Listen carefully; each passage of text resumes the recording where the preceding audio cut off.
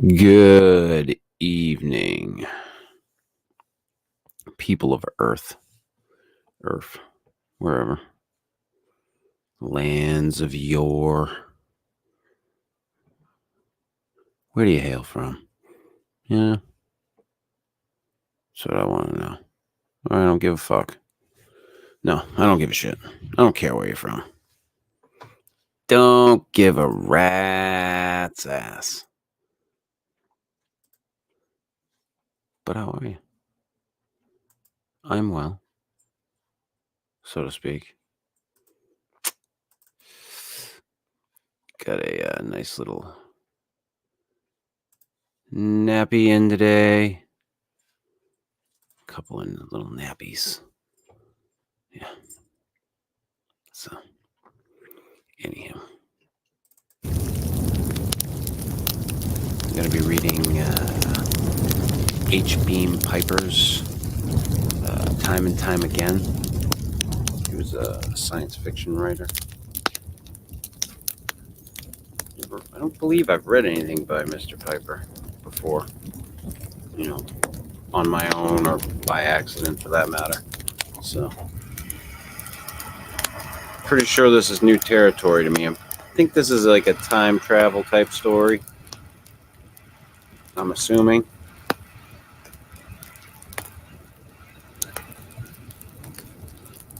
Looked like it was a fairly short one.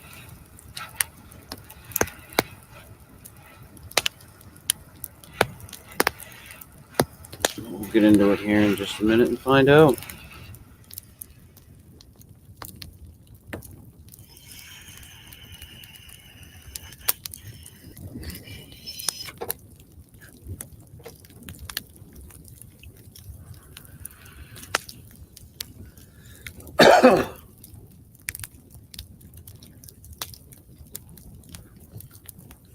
H. Beam Piper, Henry Beam Piper.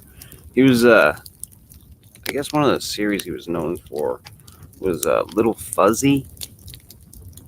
I don't know. It's like this series of books about these alien creatures that were little cute, cuddly little fucking things, I guess. I don't know. But that's one that I could read at some point too, and I do have that. I have one of them anyway, but there was a whole series of books that he wrote. So that is also a possibility.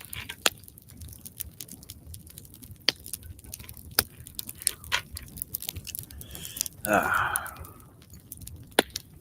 we'll get right into it. Time and Time Again. This was written in 1947. Blinded by the bomb flash and numbed by the narcotic injection, he could not estimate the extent of his injuries, but he knew that he was dying. Around him and in the darkness, voices sounded as through a thick wall. They might have left most of these Joes where they was. Half of them won't even last till the truck comes. No matter. So long as they're alive, they must be treated, another voice, crisp and cultivated, rebuked. Better start taking names while we're waiting. Yes, sir. Fingers fumbled at his identity badge. Hartley, Allen, Captain, G5, Chem, Research, AN/73/D, serial SO-23869403J. Alan Hartley, the medic officer spoke in shocked surprise. Why, he's the man who wrote Children of the Mist, Rose of Death, and Conqueror's Road. He tried to speak and must have stirred. The corpsman's voice sharpened. Major, I think he's part conscious. Maybe I better give him another shot. Yes, by all means, Sergeant. Something jabbed Alan Hartley in the back of the neck. Soft billows of oblivion closed in upon him, and all that remained to him was a tiny spark of awareness, glowing alone and lost in a great darkness. The spark grew brighter. He was more than a something that merely knew that it existed. He was a man, and he had a name, and a military rank, and memories. Memories of the searing blue-green flash, and of what he had been doing outside the shelter the moment before, and memories of the month-long siege, and of the retreat from the north, and memories of the days before the war. Back to the time when he had been little Alan Hartley, a schoolboy, the son of a successful lawyer in Williamsport, Pennsylvania. His mother he could not remember. There was only a vague impression of the house full of people who had tried to comfort him for something he could not understand. But he remembered the old German woman who had kept his house for his father afterward, and he remembered his bedroom with its chintz-covered chairs and the warm-colored patch quilt on the old cherry bed, and the tan curtains at the windows, edged with dusky red, and the morning sun shining through them. He could almost see them now. He blinked. He could see them. For a long time he lay staring at them, unbelievingly, and then he deliberately closed his eyes and counted 10 seconds. And as he counted, terror gripped him. He was afraid to open them again, lest he find himself blind or gazing at the filth and wreckage of a blasted city. But when he reached 10, he forced himself to look and gave a sigh of relief. The sunlit curtains and the sun-gilded mist outside were still there. He reached out to check one sense against another, feeling the rough monk's cloth and the edging of maroon silk thread. They were tangible as well as visible. Then he saw that the back of his hand was unscarred. There should have been a scar, a souvenir of a rough and tumble brawl of his cub reporter days. He examined both hands closely.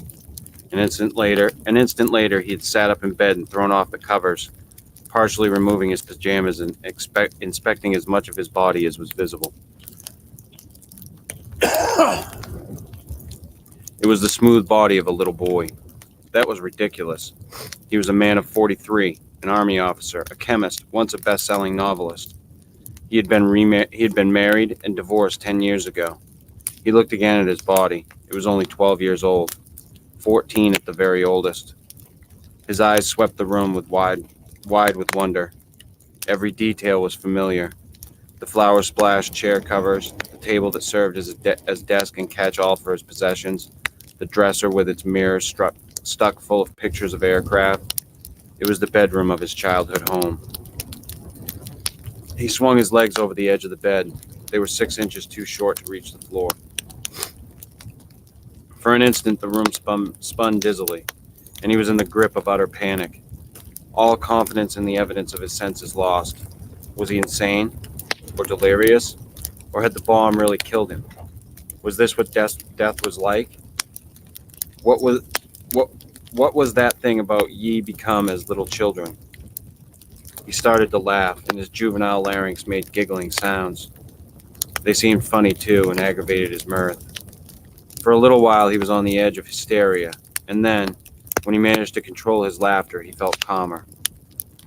If he were dead, then he must be a discarnate entity and would be able to penetrate matter. To his relief, he was unable to push his hand through the bed, so he was alive. He was also fully awake, and he hoped rational.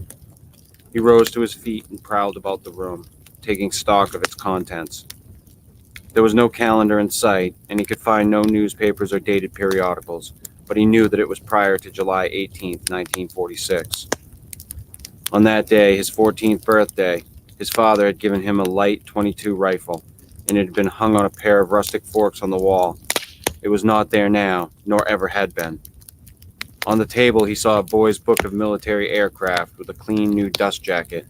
The flyleaf was inscribed, "To Alan Hartley from his father on his 13th birthday, 7/18/45. Glancing out the window at the foliage on the trees, he estimated the date at late July or early August 1945. That would make him just 13. His clothes were draped on a chair beside the bed. Stripping off his pajamas, he donned shorts, then sat down and picked up a pair of lemon-colored socks, which he regarded with disfavor. As he pulled one on, a church bell began to clang. St. Boniface up on the hill, ringing for early mass. So this was Sunday. He paused, the second sock in his hand. There was no question that his present environment was actual. Yet on the other hand, he possessed a set of memories completely at variance with it. Now suppose, since his environment were not an illusion, everything else were. Suppose all these troublesome memories were no more than a dream. Why, he was just little Alan Hartley, safe in his room, on a Sunday morning badly scarred by a nightmare. Too much science fiction. Alan, too many comic books. That was a wonderfully comforting thought, and he hugged it to him contentedly. It lasted all the while he was buttoning up his shirt and pulling on his pants, but when he reached for his shoes, it evaporated. Ever since he had wakened, he realized he had been occupied with thoughts utterly incomprehensible to any 13-year-old, even thinking in words that would have been so much Sanskrit to himself at 13. He shook his head regretfully. The just a dream hypothesis went by the deep six. He picked up the second shoe and glared at it as though it were responsible for his predicament. He was going to have to be careful. An unexpected display of adult characteristics might give rise to some questions he would find hard to answer credibly. Fortunately, he was an only child. There would be no brothers or sisters to trip him up. Old Mrs. Stauber, the housekeeper, wouldn't be much of a problem, even in his normal childhood. He had bulked like an intellectual giant in comparison to her, but his father, now there the going would be tough. He knew that that shrewd attorney's mind, whetted keen on a generation of lying and reluctant witnesses, sooner or later he would forget for an instant and betray himself. Then he smiled, remembering the books he had discovered in his late teens on his father's shelves and recalling the character of the open-minded agnostic lawyer. If he could only avoid the inevitable unmasking until he had a plausible explanatory theory. Blake Hartley was leaving the bathroom as Alan Hartley opened his door and stepped into the hall. The lawyer was bare-armed and in slippers. At 48, there was only a faint powdering of gray in his dark hair, and not a gray thread in his clipped mustache. The old merry widower himself, Alan thought, grinning as he remembered the white-haired but still vigorous man from whom he'd parted at the outbreak of the war. "Morning, Dad," he greeted. "Morning, son. You're up early. Going to Sunday school?"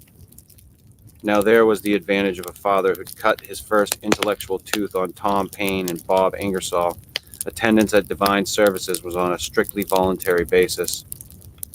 "Why, I don't think so. I want to do some reading this morning." "That's always a good thing to do," Blake Hartley approved.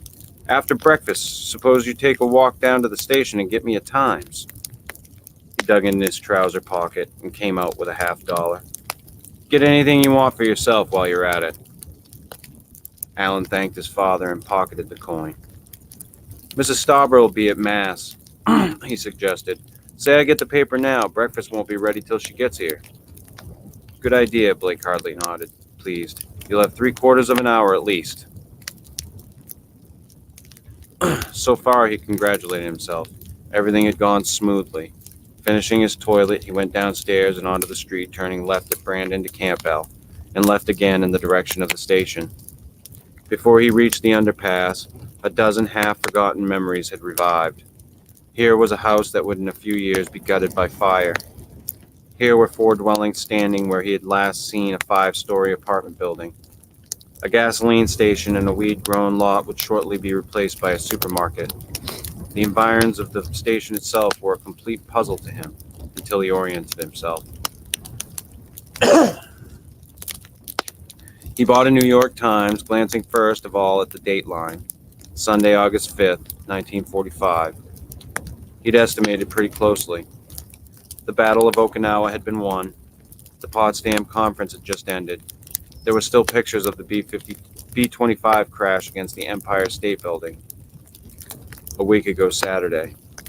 And Japan was still being pounded by bombs from the air and shells from the offshore naval guns. Why, tomorrow Hiroshima was due for the big job. It amused him to reflect that he was probably the only person in Williamsport who knew that. On the way home, a boy sitting on the top step of a front porch hailed him. Alan replied cordially, trying to remember who it was. Of course, Larry Morton. He and Alan had been buddies. They probably had been swimming or playing commandos in Germans the afternoon before. Larry had gone to Cornell the same year that Alan had gone to Penn State. They had both graduated in 1954. Larry had gotten into some government bureau, and then he had married a Pittsburgh girl, and had become 12th vice president of her father's firm. He had been killed in 1968 in a plane crash. "You going to Sunday school?" Larry asked, mercifully unaware of the fate Alan foresaw for him. "Why, no, I have some things I want to do at home." He'd have to watch himself. Larry would spot a difference quicker than any adult. Heck with it, he added. Golly, I wished I could stay home from Sunday school whenever I wanted to, Larry envied. How about us going swimming at the canoe club Safter? Alan thought fast. Gee, I wish I could, he replied, lowering his grammatical sights. I gotta stay home, Safter. We're expecting company. A couple aunts of mine. Dad wants me to stay home when they come. That went over all right. Anybody knew that there was no rational accounting for the vagaries of the adult mind, and no appeal from adult demands. The prospect of company at the Hartley home would keep Larry away that afternoon. He showed his disappointment. Ah, jeepers creepers, he blasphemed euphemistically. Maybe tomorrow, Alan said. If I can make it. I gotta go now. I ain't had breakfast yet. He scuffed his feet boyishly, exchanged so longs with his friend, and continued homeward. As he had hoped, the Sunday paper kept his father occupied at breakfast, to the conclusion of any dangerous table talk. Blake Hartley was still deep in the financial section when Alan left the table and went to the library. There should be 2 books there to which he wanted badly to refer. For a while, he was afraid that his father had not acquired them prior to 1945, but he finally found them and carried them onto the front porch, along with a pencil and a ruled yellow scratch pad. In his experienced future, or his past to come, Alan Hartley had been accustomed to doing his thinking with a pencil. As a reporter, as novelist plotting his work, as amateur chemist in his home laboratory, as scientific warfare research officer, his ideas had always been clarified by making notes. He pushed a chair to the table and built up the seat with cushions, wondering how soon he would become used to the proportional disparity between himself and the furniture. As he opened the books and took his pencil in his hand, there was one thing missing. If he could only smoke a pipe now. His father came out and stretched in a wicker chair with the Times book review section. The morning hours passed. Alan Hartley leafed through one book and then the other. His pencil moved rapidly at times. At others, he doodled absently. There was no question anymore in his mind as to what or who he was. He was Alan Hartley, a man of 43, marooned in his own 13-year-old body, 30 years back in his own past. That was, of course, against all common sense, but he was easily able to ignore that objection. It had been made before against the astronomy of Copernicus and the geography of Columbus, and the biology of Darwin, and the industrial technology of Samuel Colt, and the military doctrines of Charles de Gaulle. Today's common sense had a habit of turning into tomorrow's utter nonsense. What he needed right now, but bad, was a theory that would explain what had happened to him. Understanding was beginning to dawn when Mrs. Stauber came out to announce midday dinner. I hope you won't mind having it so early, she apologized. Mine sister Jenny offering Nippon-nose. She is sick. I want to go see her this afternoon. This afternoon yet. I'll be back in plenty time to get supper, Mr. Hartley. Hey, Dad, Alan spoke up. Why can't we get our own supper and have a picnic like? That'd be fun, and Mrs. Stauber could stay as long as she wanted to. His father looked at him. Such consideration for others was a most gratifying deviation from the juvenile norm. Dawn of altruism, or something, he gave hearty assent. Why, of course, Mrs. Stauber. Alan and I can shift for ourselves this evening, can't we, Alan? You needn't come back till tomorrow morning. Ach, thank you so much, Mr. Hartley. At dinner, Alan got out from under burden of conversation by questioning his father about the war and luring him into a lengthy dissertation on the difficulties of the forthcoming invasion of Japan.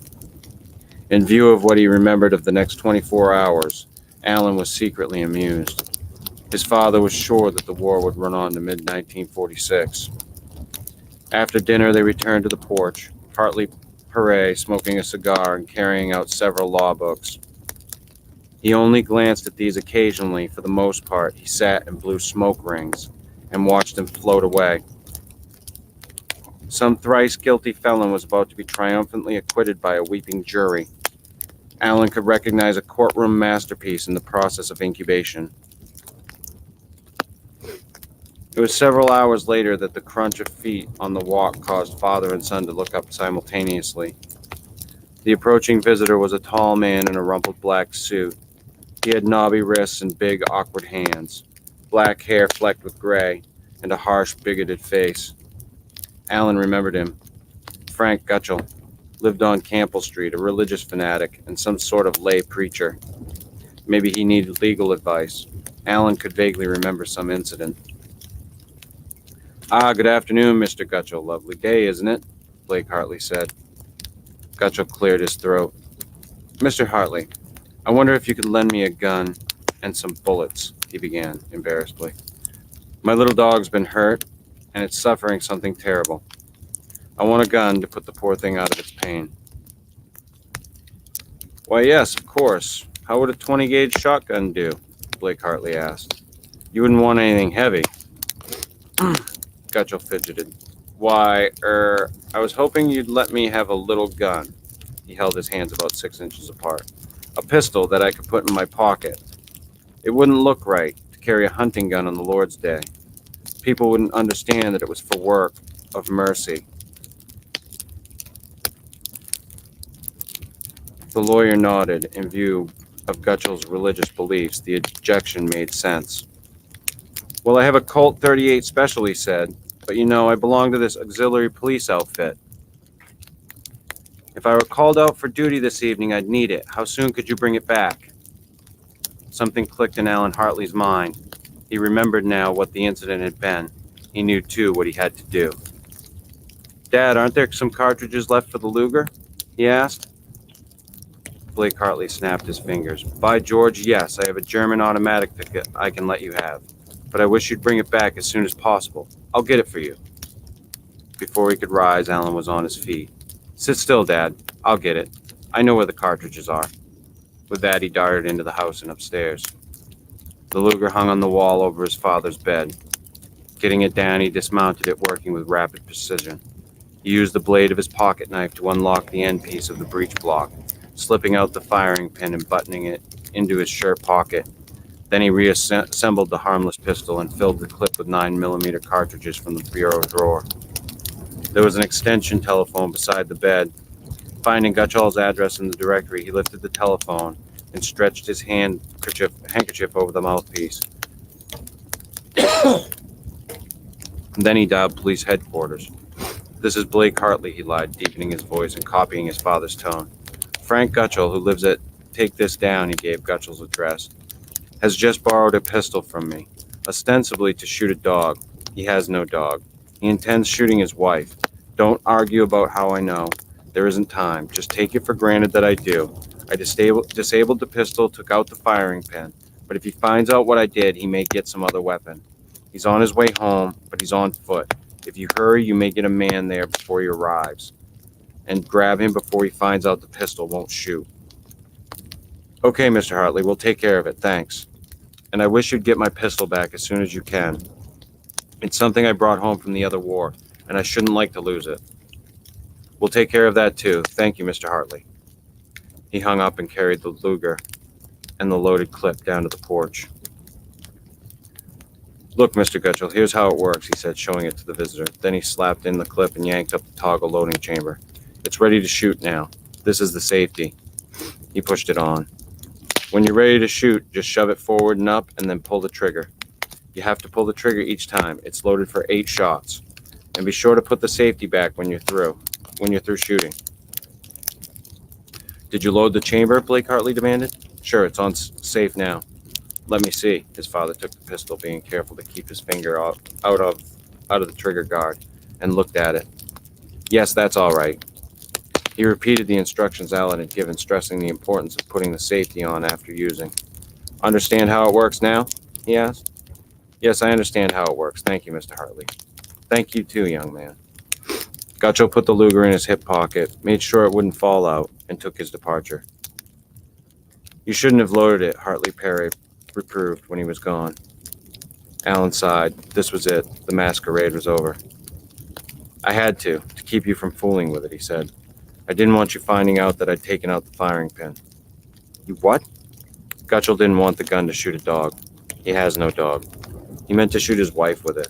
He's a religious maniac, sees visions, hears voices, receives revelations, talks with the Holy Ghost. The Holy Ghost probably put him up to this caper.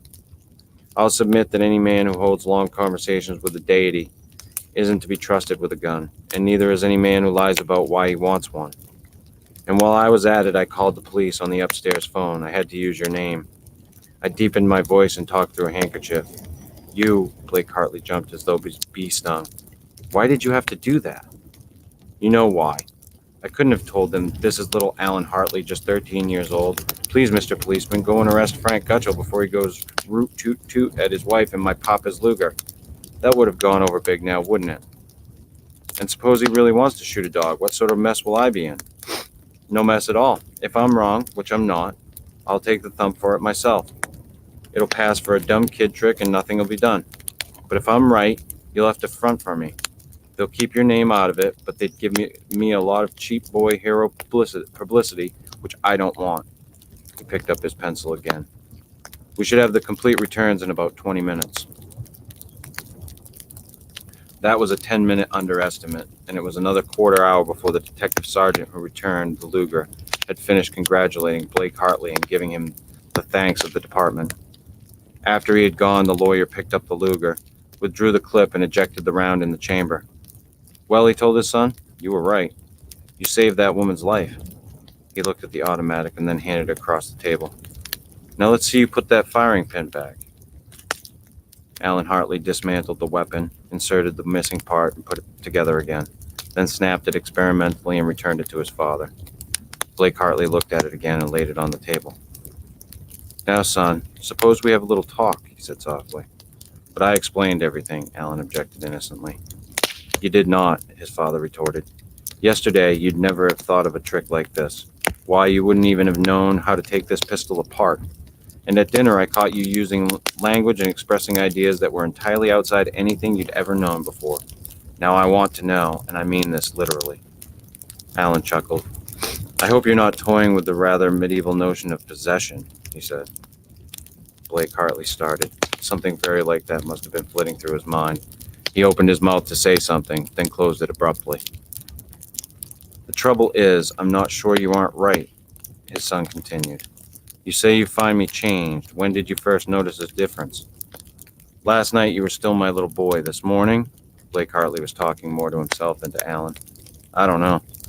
You were unusually silent at breakfast. And come to think of it, there was something strange about you when I saw you in the hall upstairs. Alan, he burst out vehemently. What has happened to you? Alan Hartley felt a twinge of pain. What his father was going through was almost what he himself had endured in the first few minutes after waking. I wish I could be sure myself, Dad, he said. You see, when I woke this morning, I hadn't the least recollection of anything I'd done yesterday. August 4th, 1945, that is, he specified. I was positively convinced that I was a man of 43, and my last memory was of lying on a stretcher injured by a bomb explosion, and I was equally convinced that this had happened in 1975. Huh? His father straightened. Did you say 1975? He thought for a moment. That's right. In 1975, you will be 43. A bomb, you say? Alan nodded.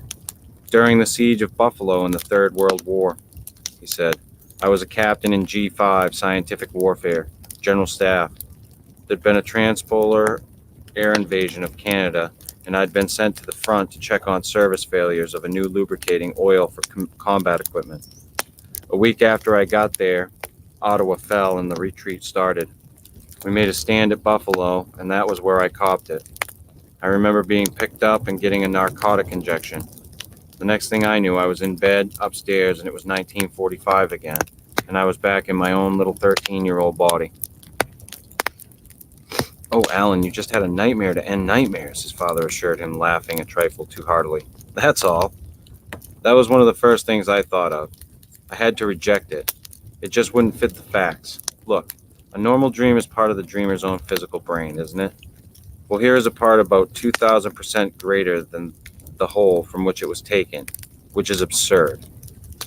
You mean all this Battle of Buffalo stuff? That's easy. All the radio commentators have been harping on the horrors of World War III, and you couldn't have avoided hearing some of it. You just have an undigested chunk of H.V. Kelton-born raising hell in your subconscious. It wasn't just World War III. It was everything.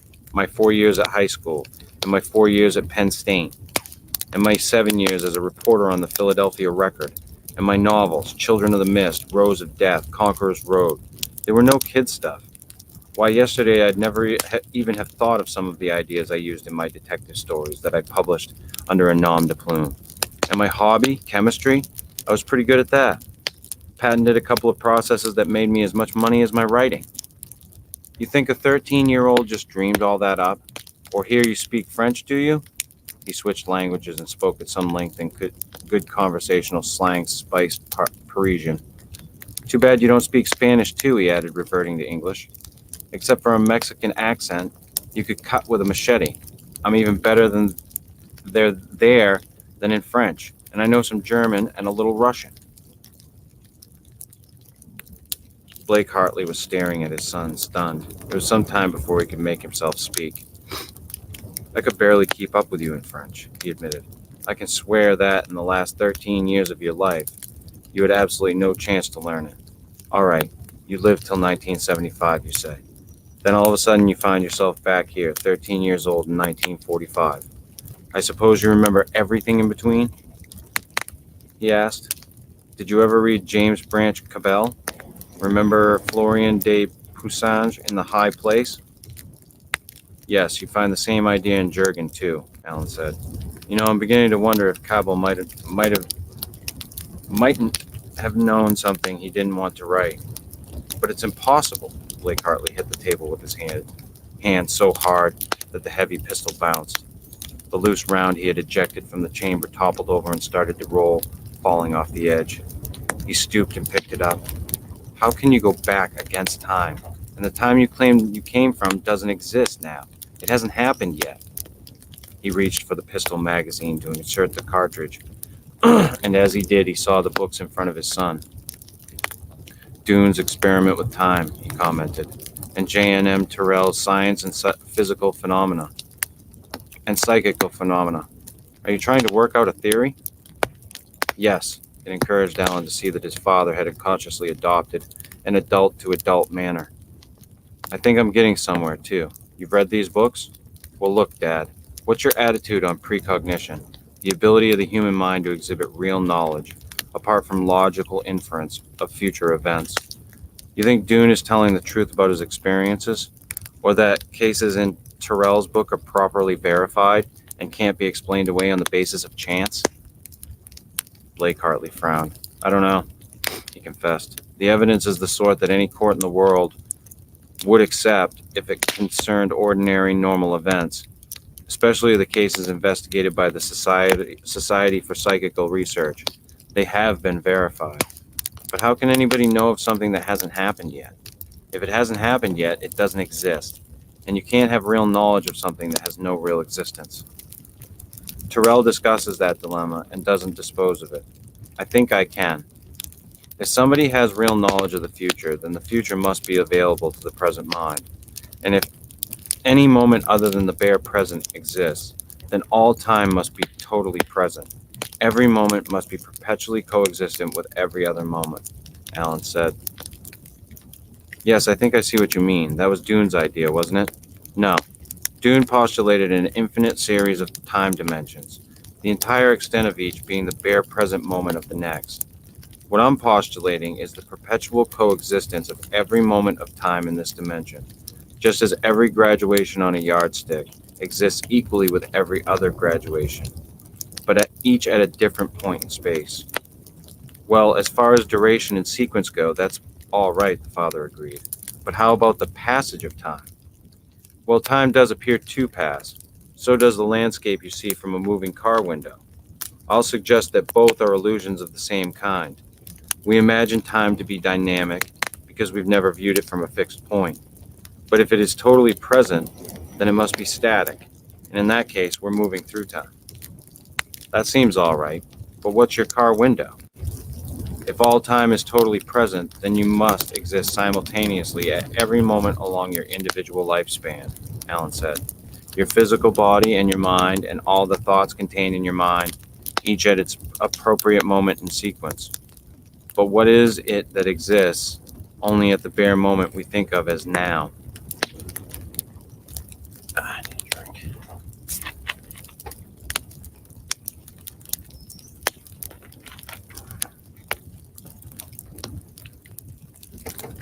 Blake Hartley grinned. Already he was accepting his small son as an intellectual equal. Please, teacher, what? Your consciousness. And don't say, what's that? Teacher doesn't know. But we're only conscious of one moment, the illusory now. This is now, and it was now when you asked that question, and it'll be now when I stop talking. But each is a different moment. We imagine that all those nows are rushing past us. Really, they're standing still, and our consciousness is whizzing past them. His father thought that over for some time. Then he sat up. Hey, he cried suddenly. If some part of our ego is time-free and passes from moment to moment, it must be extra-physical, because the physical body exists at every moment through which the consciousness passes. And if it's extra-physical, there's no reason whatever for assuming that it passes out of existence when it reaches the moment of the death of the body. Why, there's logical evidence for survival, independent of any alleged spirit communication. You can toss out Patience Worth and Mrs. Osborne Leonard's Theta and Sir Oliver Lodge's son and Wilfred Brandon and all the other spirit communicators, and you still have evidence. I hadn't thought of that, Alan confessed. I think you're right. Well, let's put that at the bottom of the agenda and get on with this time business. You lose consciousness, as in sleep. Where does your consciousness go? I think it simply detaches from the moment at which you go to sleep and moves backward or forward along the line of moment sequence to some prior or subsequent moment attaching there. Well, why don't we know anything about that? Blake Hartley asked. It never seems to happen. We go to sleep tonight and it's always tomorrow morning when we wake. Never day before yesterday or last month or next year. It never or almost never seems to happen. You're right there. Know why? Because if the consciousness goes forward, it attaches at a moment when the physical brain contains memories of the previous, consciously unexperienced moment. You wake remembering the evening before because that's the memory contained in your mind at that moment. And back at it are memories of all the events in the interim. And back of it are the memories of all the events in the interim. See? Yes, but how about backward movement like this experience of yours? This experience of mine may not be unique, but I never heard of another case like it. What usually happens is that the memories carried back by the consciousness are buried in the subconscious mind. You know how thick the wall between the subconscious and the conscious mind is. These dreams of dunes and the cases in Terrell's book are leakage. That's why precognitions are usually incomplete and distorted and generally trivial. The wonder isn't that good cases are so few. It's surprising that there are any at all. Alan looked at the papers in front of him. I haven't begun to theorize about how I managed to remember everything.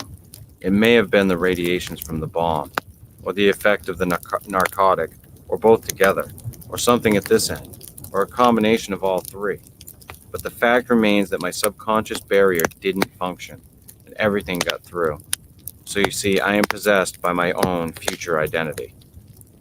And I'd been afraid that you'd been, well, taken over by some outsider. Blake Hartley grinned weakly. I don't mind admitting, Alan, that what's happened has been a shock, but that other, I just couldn't have taken that. No, not in state sane, but really I am your son, the same entity I was yesterday. I've just had what you might call an educational shortcut. I'll say you have, his father laughed in real amusement. He discovered that his cigar had gone out and relit it. Here, if you can remember the next 30 years, suppose you tell me when the war's going to end. This one, I mean. The Japanese surrender will be announced at exactly 17:01 p.m.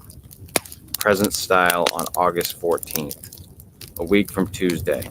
Better make sure we have plenty of grub in the house by then. Everything will be closed up tight till Thursday morning, even the restaurants.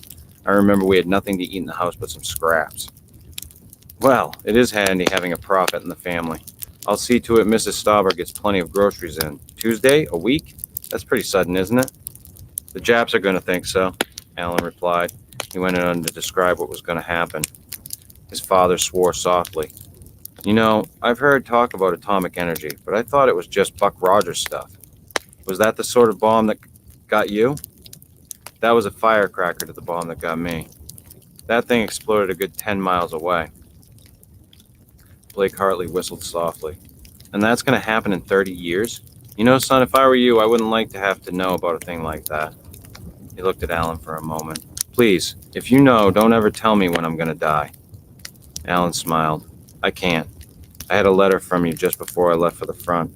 You were 78 then, and you were still hunting, and fishing and flying your own plane.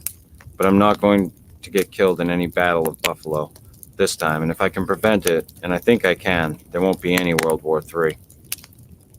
But you say all time exists perpetually coexistent and totally present, his father said. Then it's right there in front of you, and you're getting closer to it every watch tick. Alan Hartley shook his head. You know what I remembered when Frank Gutchell came to borrow a gun? He asked. Well, the other time I hadn't been home. I'd been swimming at the canoe club with Larry Morton. When I got home about a half an hour from now, I found the house full of cops. Gutchell talked the 38 officers model out of it and gone home. He'd shot his wife 4 times through the body, finished her off with another one back of the ear, and then used his 6th shot to blast his brains out. The cops traced the gun. They took a very poor view of your lending it to him. You never got it back. Trust that gang to keep a good gun, the lawyer said. I didn't want us to lose it this time, and I didn't want to see you lose face around City Hall. Gutchells, of course, are expendable, Alan said. But my main reason for fixing Frank Gutchell up with a padded cell was that I wanted to know whether or not the future could be altered. I have it on experimental authority that it can be. There must be additional dimensions of time, lines of alternate probabilities, something like William Seabrook's witch doctor friend's fan-shaped destiny. When I brought memories of the future back to the present, I added certain factors to the causal chain. That set up an entirely new line of probabilities. On no notice at all, I stopped a murder and a suicide. With 30 years to work, I can stop a world war. I'll have the means to do it, too. The means? Unlimited wealth and influence. Here. Alan picked up a sheet and handed it to his father. Used properly, we can make 2 or 3 million on that alone. A list of all the Kentucky Derby, Preakness, and Belmont winners to 1970. That'll furnish us primary capital. Then, remember, I was something of a chemist. I took it up originally to get background material for one of my detective stories. It fascinated me. And I made it a hobby and then a source of income. I'm 30 years ahead of any chemist in the world now. You remember IG Farben Industry? 10 years from now, we'll make them look like pikers. His father looked at the yellow sheet. Assault at 8 to 1, he said. I can scrape up about 5,000 for that. Yes, in 10 years. Any other little operations? Yes, in 10 years. Any other little operations you have in mind? He asked. About 1950, we start building a political organization here in Pennsylvania. In 1960, I think we can elect you president. The world situation will be crucial. By that time, and we have had a good-natured non-entity in the White House then, who let things go till war became inevitable. I think President Hartley can be trusted to take a strong line of policy. In the meantime, you can read Machiavelli. That's my little boy talking? Blake Hartley said softly. All right, son, I'll do just what you tell me, and when you grow up, I'll be president. Let's go get supper now. And that is the end of Time and Time Again. This is kind of interesting. Interesting little story. I like a good time travel story, so any type of time travel story I really enjoy. And I have some more, I have a whole book of his stuff that I can read that's all public domain, so that's cool too. So for those of you that listen to this, I hope you enjoyed it, and for those of you that will listen to it on the podcast, I also hope you enjoy it. Those of you who check this out on YouTube or Twitch, As always, check out the Fortean Slip Bedtime Stories. That is the podcast. You can get it anywhere you download podcasts. And check out the like page, facebook.com/the Fortean Slip, where you can get all kinds of information. So there it is. Until next time, folks. Toodles.